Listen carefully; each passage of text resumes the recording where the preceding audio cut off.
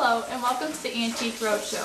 Here on the show we take antiques and discuss their value and then give their owners a market price. So today we have Jessica and she's brought in what looks to be an antique watch. Yes, it is my grandmother's watch from the 1920s. How did you come to obtain the watch? Well, my grandmother got it for her 8th grade graduation, and then it was passed down through the generations and eventually to me. And it's just been sitting around my house and I've been wondering about the value of it. Do you happen to recall what year the watch was made in? I believe 1928. What company made the watch? A Westfield. This is one of the earliest makes of wristwatches. During the Roaring '20s, the roles of women emerged and in fact they started to change. The same thing happened with the watch. Early on in the decade, pocket watches dominated the timekeeping devices. However, as society changed, so did the style of watches.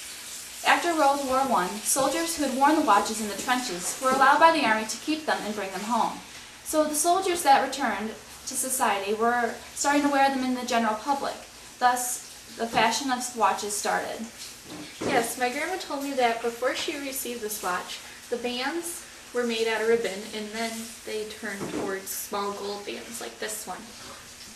That's correct. At the end of the decade, diamonds, gold, and expanding buckles embellished the bands and faces of the new watches. Speaking of the faces, the more traditional round faces, they were on the pocket watches. But as people started to wear them, they started looking towards a square or rectangular face, thus growing the industry with popularity. And I also know that the attire of dress changed along with the accessories that they wore. Yes, women started to wear shorter skirts and acted far from anywhere that they would have done in the past. Not to mention that the credit lines opened up and spending created lots of fake wealth, allowing the sales of expensive wristwatches to grow with popularity. Yes, and if you look at my grandma's watch, it is in excellent working condition except for it needs a new battery. Both the face and the band are plated with 10-karat gold. Well, looking at the glass, you can see that it's not stained or yellow discoloration, but there is a couple scratches along the edges here. Also, the face and the band are plated with 10-karat gold, which raises the value of it. When looking at the band, you can see that it has very delicate engravings on it, and it's also very thin, which was starting to become popular towards the end of the decade. The expanding buckle here is opened up by these two little buckles. You pull it and it opens. However, they never quite fully pull out. Thus, people with different sized wrists had to get different sized bands. So then you push it back in and it's done.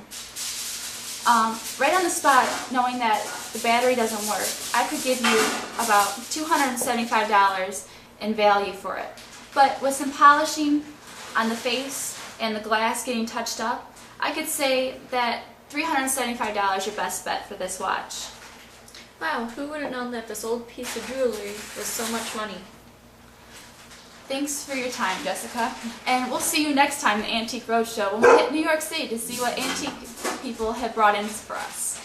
And